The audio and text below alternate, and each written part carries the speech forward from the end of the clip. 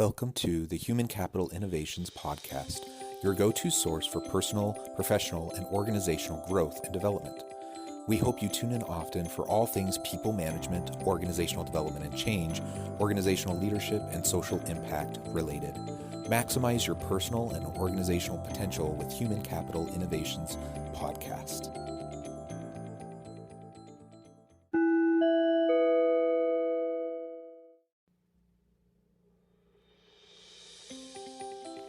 Welcome to the Human Capital Innovations Podcast.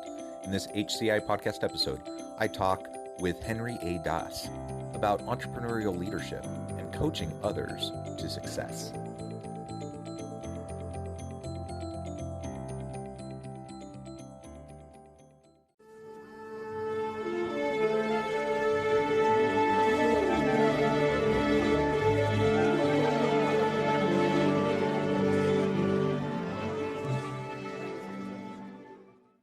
Henry Daas, welcome to the Human Capital Innovations Podcast. Thanks for having me, Jonathan. Yeah, I'm thrilled to have the opportunity to have a conversation with you today. We're going to be discussing entrepreneurial leadership and coaching others to success. And of course, as I'll share in your bio here in just a moment, you have an extensive background as an entrepreneur and as a coach in helping others. And so I think this will be a really rich and fun conversation. I sure hope so. Yeah. As we get started, I wanted to share Henry's bio with everybody.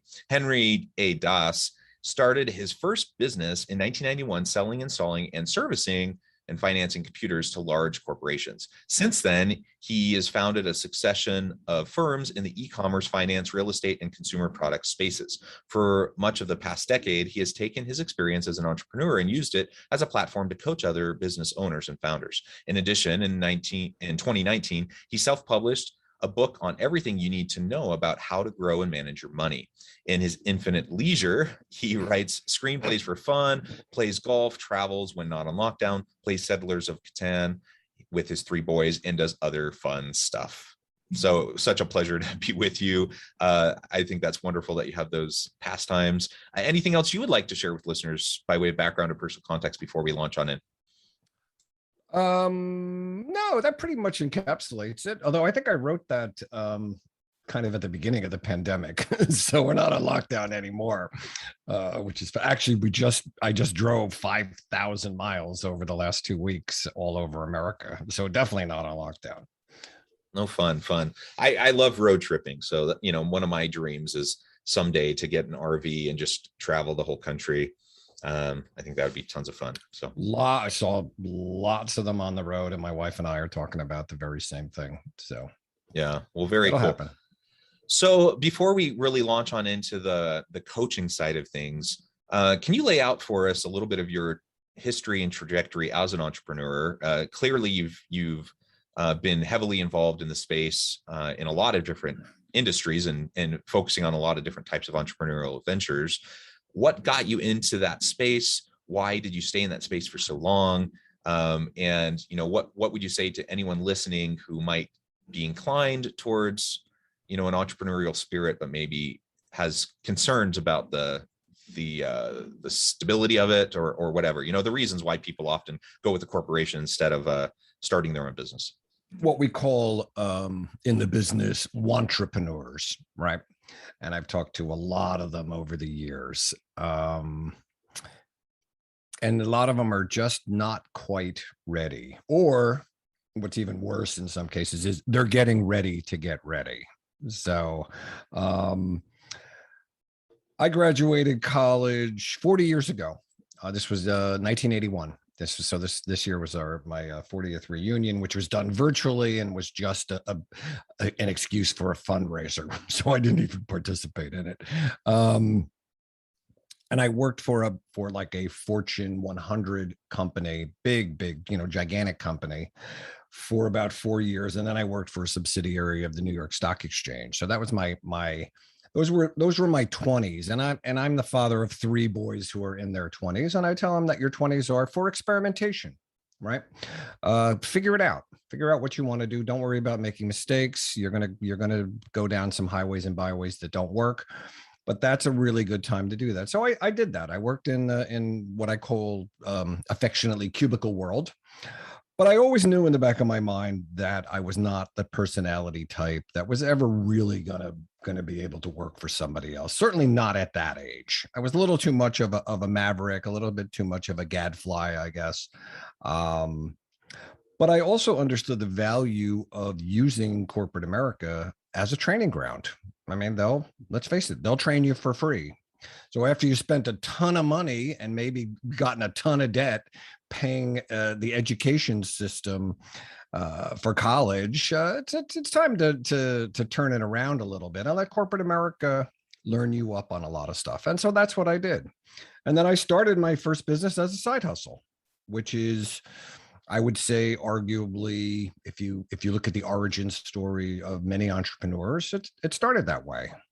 A guy needed something. I call it sometimes an accidental business. A friend of mine needed something, was having a problem. I said, yeah, I can do that. I made a couple bucks and then feed you more deals. That's a very, very common story for entrepreneurs. Much more common than the entrepreneur who has an idea, writes a business plan, goes out and raises a boatload of venture capital money and goes that route, even though that does happen fairly often. So I guess to round it all up, I think it was my destiny, I guess, or maybe my calling. I don't know, one or the other. Yeah, well, thank you for that. And what would you say, in terms of leadership style, approach, kind of mentality, what do you need as an entrepreneurial leader, as opposed to, say, someone in middle or upper management within a large corporation trying to lead a team? Well, the C-suite is a very, tricky place because it becomes, in many cases, less about profitability, let's say, and it becomes more about maneuvering and positioning and the politics of it. So, there's a concept called the Peter Principle, which your listeners are probably familiar with, so I won't bore you with it. But basically, and a log line for it, to use the screenwriterly version, would be that people ascend to the highest level of their incompetence, right? So when you get up in the C-suite, it's more about fighting to stay there as opposed to get there. It's like a destination. Where entrepreneurship, the destination can be quite elusive. I've asked a lot of people who pitch me on business ideas, the very first question out of my mouth is, what's your exit strategy? They're like, Henry, I haven't even done a nickel of business yet, and you're telling me how I'm going to get out? And it's like, yeah, because a ton of decisions that you make going in are going to be predicated on where you think you're going to exit. Are you looking for a quick 18-month IPO? Are you looking to be swallowed up by a competitor? Or are you looking to swallow up competitors, do a roll up, die with your boots on? I mean, there's a million different answers. Or do you want it to be your legacy and hand it over to your children, who may or may not want to take over mom or dad's business? So there's a lot of questions that you need to answer. It's a little bit like when you wage a war, right? Before you go into a foreign land, and we just exited Afghanistan after 20 years. Before you go in, you got to figure out, how am I going to get out? And people make that mistake over and over and over again. And what they end up doing as entrepreneurs is creating a job they can't quit, right? And I've even met people who not only have they created a job they can't quit, but they're not even paying themselves. Right? Oh, everything's great with my business. The only downside is I haven't drawn a salary in the last 8 years. I've actually heard people say that. It's a head scratcher, I have to tell you, but people do it. Yeah, people do it. Yeah, I think you raised some important points, and I find it interesting too, like leading an entrepreneurial startup. Things are lean, you're trying to bootstrap. It does depend, like you said, on your motivations. It depends on your goals and your trajectory and what you're hoping to accomplish and when. But most startups, you're bootstrapping and you're trying to get by, and you have a lean staff, and you're trying to build over time and do it in a scalable way. That's a bit of a different thing. I mean, it's really fundamentally a different thing than being a middle manager, within a corporate system. And so, it really does take not necessarily a different skill set, but it takes attention to a different set of details, right? Different context, I suppose, when you're in that kind of a space. And frankly, let's be honest. I mean, that's where most leaders are. Something like 80% of employees in the US work for small companies, right? Sure do. And Yeah. so, most people work for people in small companies. And so when we're talking about trying to enhance the experience of employees in the workplace and having better leadership, honestly, we usually focus on the big corporations. We focus on the Googles and all the tech companies and such. But where the rubber meets the road and where it's going to impact most people is in these smaller businesses and in these startups.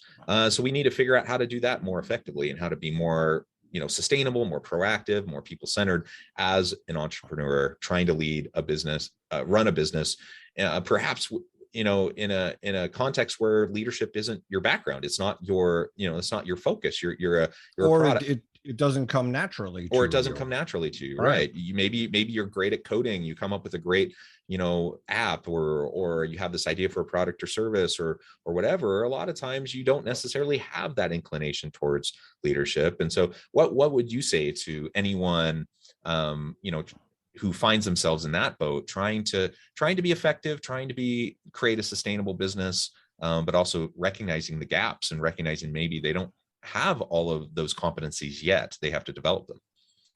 One of the things that the businesses are hierarchical, right? It's like a pyramid. So you as the entrepreneur may be sitting in that rarefied air at the top of the pyramid. So I've suggested to people is to just reframe that and flip the pyramid upside down and look at it as you being more like Atlas holding this pyramid on your shoulders. Your job as the leader is to support everyone else who's doing the work, not vice versa. If you are not a natural born leader, and I think that there are some people that are, you can still, I hate to say fake it, but you can still gain the skills that are necessary if you're motivated. But if you're the worker, right? If you're not necessarily the entrepreneur or the leader, and you just kind of want to be in your little cubicle doing your thing, a leadership role just may not be in the cards, which becomes a bit of a paradox because you're the founder or the co-founder and the owner, but you're straight out of central casting. You're that guy who's off in the corner spinning his little stuff. He's the genius, he's the visionary, he's the worker bee, but he's not the guy that people are going to rally around.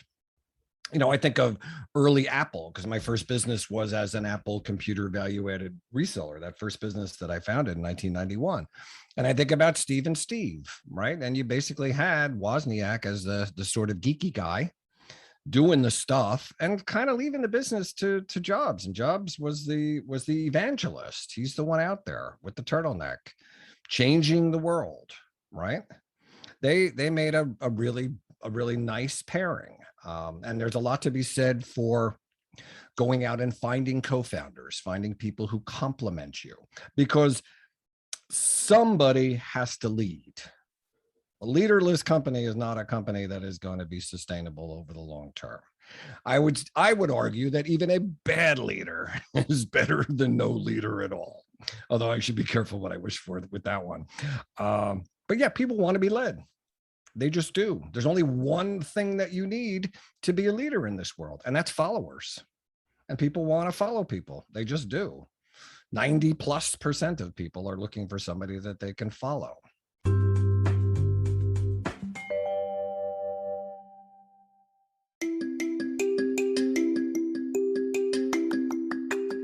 I'm excited to announce the publication of my new book from HCI Press, Bluer Than Indigo Leadership: The Journey of Becoming a Truly Remarkable Leader. Early in my adult life, I learned about an Asian proverb that translates as bluer than indigo. If you think about the color indigo, it is a brilliant, deep, and vibrant blue, what some would call the bluest of blues. To have something that is bluer than indigo is rare and truly remarkable. Contrary to popular myth, there is no one-size-fits-all or cookie-cutter approach to effective leadership. There's no silver bullet, no secret sauce, no go-to model that will solve all of our problems. The truth is, great leaders have all had their unique strengths and flaws, and have all had to discover and then pave their own distinctive path in their life's journey to fulfill their leadership potential. Bluer Than Indigo Leadership will help you discover your own path and explore those ordinary, everyday actions that will help you respond to an uncertain future and produce extraordinary results for individuals, teams, and organizations.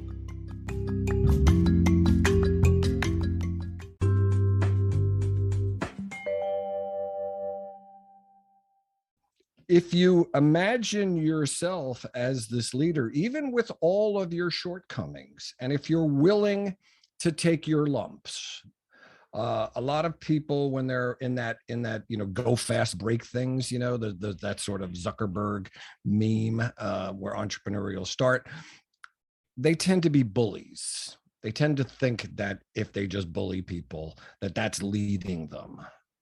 And then they'll find out experientially that no, all that does is make people afraid of you and make people quit, right? Your good people are going to quit because nobody wants to work for a bully.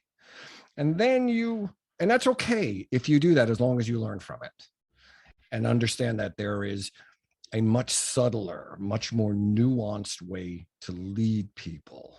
Those are the ones who rise to the top and can do that and really be successful. And you need coaches and advisors and mentors and whatever to help you sand off those rough edges. You just do. I think we all have those rough edges, right? We do. And I like you, I believe that there are some people that just seem to naturally have that emotional intelligence, that empathy, that authenticity, the ability to connect with people and to influence people, to lead them towards, whatever. It could be a business, it could be, a community thing, it could be whatever. But, some people seem to be kind of naturally drawn to that. But that doesn't mean that all the rest of us, and I don't include myself in that group. That doesn't mean that all the rest of us can't learn how to do it, and that we can't practice it, and that we can't develop into it and grow in our competencies and capabilities. And so that does then lead to the coaching aspect, the ongoing development aspect. And that starts fundamentally with just a willingness to practice critical self-reflection, to practice introspection, to look inward and to try to figure out what's working, what's not working. Have an interaction with an employee. You have something in your mind of how you think it's going to go. It doesn't go that way. Something happens.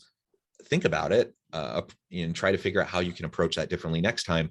And a lot of times, if we don't have good mentors and people around us to bounce ideas off of and try to unpack all of that, then we don't know what we don't know, and we don't know how to address those gaps. And that's why coaches come into play. That's why people who can help facilitate and walk you through that developmental process, that self-reflection, is really so important.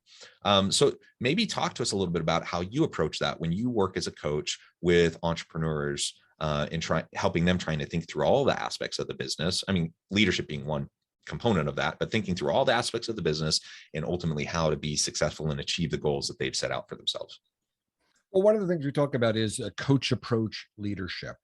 So you, as the leader, think about the fact that you're being coached by a coach, but you now need to translate that and coach your people. There are skills and techniques that you can learn. You can learn mirroring, as an example. Which is a really, and I've gone through it with my wife of 30 years, going to various seminars and stuff like that to learn the techniques, which is really just a listening technique. That I think anybody could learn, whether you think you're a natural leader or not a natural leader. There's something that I call the sandwich methodology of imparting criticism, which is not something that I created. You start with something positive, then you put the criticism in the middle, and you always end with something positive. That's something that I learned, coaching Little League, right? Because you got to soften them up, and then you come in and be careful with your pattern language. Understand that there are words that activate people's amygdala, right? They just do, and they'll put them on the defensive. I've I've talked to, lots of different people when they have difficult, clients, when they have difficult conversations with an employee, or sometimes a partner, and say, listen, give them the home field advantage. Don't drag them into your office and say, close the door. Right there, you might have lost them, right? Go find a neutral place, or better still, do it in a place where they're comfortable, allowing them to become a bit more unguarded before you have to have a difficult conversation. Because in essence, that's a lot of what you're doing in business is just solving problems and having difficult conversations. If everything's kumbaya and zipping along, all you got to do is cash the checks, right? But who runs a business like that? I haven't met anybody yet, nor have I. Are always going to be these challenges, and remind yourself, early and often, that people do want to be led, but you can't lead them by bullying them. You have to gain their trust and their respect. So think about it. What do you do with anybody to gain trust and respect?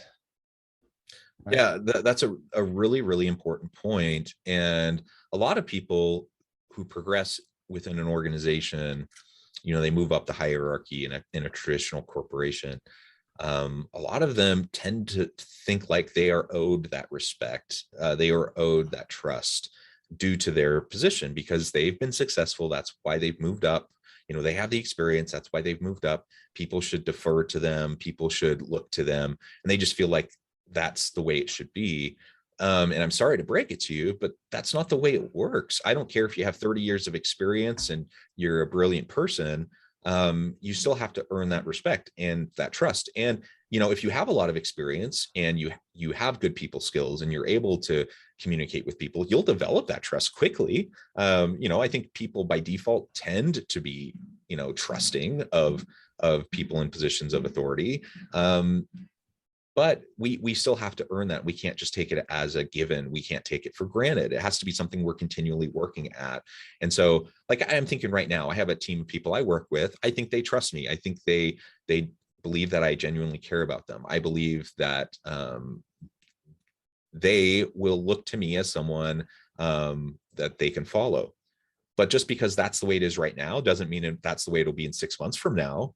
If I completely let go of those things that I am doing consistently to build and maintain that trust over time, if I stop doing that stuff and then I start treating people badly, or I start micromanaging, or being using this kind of power control method of leadership, that is going to erode all of the good faith and trust that I've built with these people, even though currently I think I'm in great shape with that. And so this is something we have to pay attention to. We can't ignore, and we have to continue to pay attention to it to create sustainable relationships of mutual accountability and trust. And so people know that I do have their back, and I am looking out for them, and I am trying to help them to be successful. And in fact, how I drive success for me and my team is through helping them to find personal success and success in the work that they're doing. I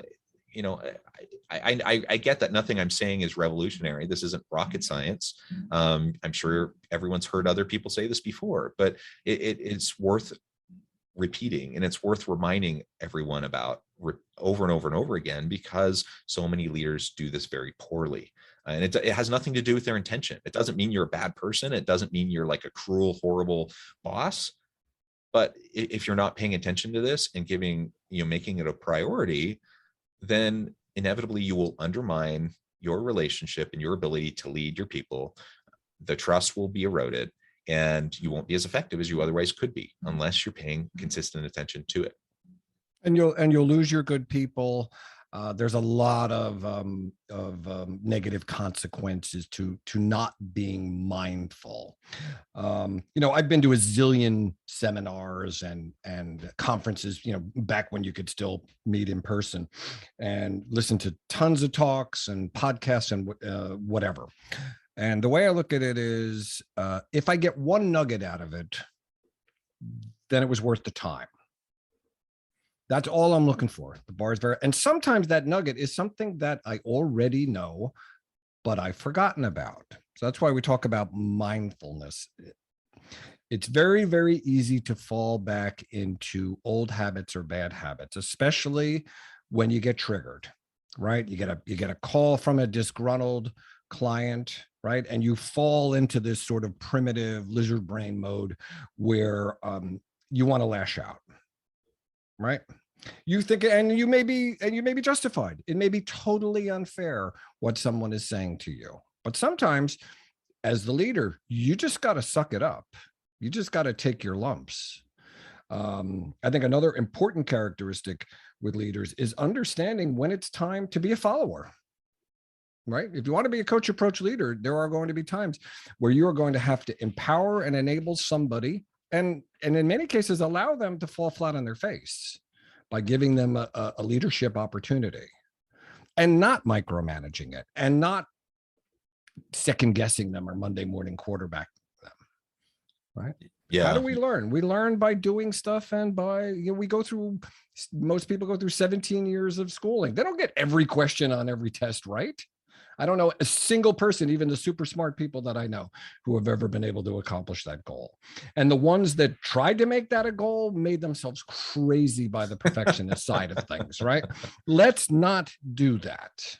I'm not saying to go out and embrace failure or even get used to it. It should be uncomfortable, but you have to put that into, it's another arrow that you put into your quiver. Okay, I understand I might have screwed that up. Let's do a postmortem of that and think about how, when that situation arises again, which it most assuredly will, whatever it is, how am I going to do it better?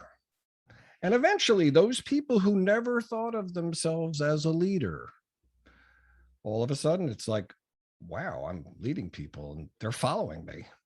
Actually, I have respect and I have agency. Where'd that come from? Right? All of a sudden it washes over you. It's pretty astounding. It really is. Yeah. Well, very well said, Henry. I'm just noting the time, and I recognize we're getting short on time. This has been a really fun conversation. Before we close, I want to give you a chance to share with listeners how they can get connected with you, find out more about your work, and then give us the final word on the topic for today. So the easiest place to find me is, my personal vanity site, Henry Daas, HenryDaas.com. Even if you misspell it with one A and two S's, you'll still get there, because I'm a little anal about stuff. And it has my coaching site and my book. You can download my book, FQ Financial Intelligence, for free. Right? I give it away. The only one who makes money on books is Bezos. And last time I looked, he's already got enough. And it has all sorts of other stuff, my screenwriting and my baseball card collection and my Settlers of Catan boards, all the various stuff that I'm interested in. And you'll get a pretty good understanding of what makes me tick. And if you want to talk, go to my coaching site, click on the little button that says Get My Help. Happy to talk to people, no charge, no obligation. It's what I do for a living. Yeah, wonderful. Well, and I have to ask, because you just mentioned your baseball card collection. What's your favorite card, your greatest treasure? It's probably right behind me. I don't know if people have, if they watch the video or stuff, but I'm a Roberto Clemente fan because I grew up in the 1960s and he was always my hero. And so what's on the wall behind me are my entire collection of Clemente cards, from his 55 rookie card up to the last one from 1973. And the holy grail of baseball cards for a guy like me is the 1968 Topps 3D Roberto Clemente. There's only like 10 known in existence, right? And one of them sold not too far for about 50 grand. That's my holy grail. Wow, if I ever went out and bought that, my wife would divorce me. But, I've only seen one with my own eyes at a card show, and I was dumbfounded, I was gobsmacked by that. So, yeah. Well, great. Thank you. Nice to dream. Yeah. Thank you, Henry, so much. It has just been a real pleasure. I encourage listeners to reach out, get connected, find out more about what Henry can do for you. And as always, I hope everyone can stay healthy and safe, that you can find meaning and purpose at work each and every day. And I hope you all have a great week.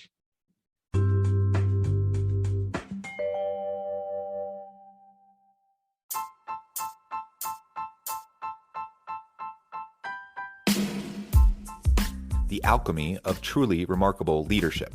Ordinary, everyday actions that produce extraordinary results.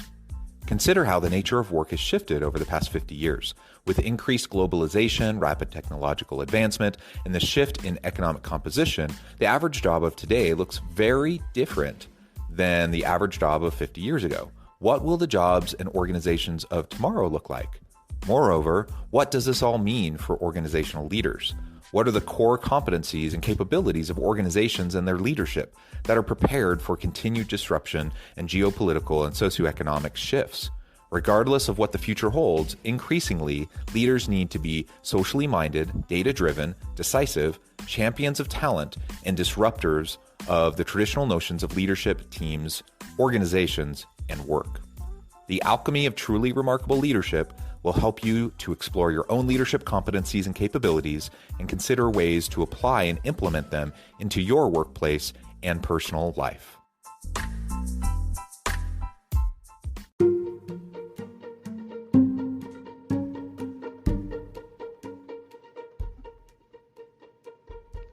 Check out Human Capital Innovations magazine, Human Capital Leadership. Human Capital Leadership is a free, interactive e-magazine with the mission to help individuals, leaders, and organizations find innovative approaches to maximize their human capital potential. We publish issues quarterly in August, November, February, and May. Take a look at the latest issue and let us know what you think.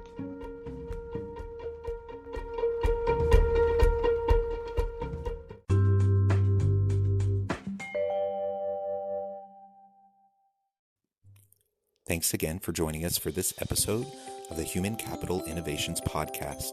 I hope you stay healthy and safe and that you have a great week.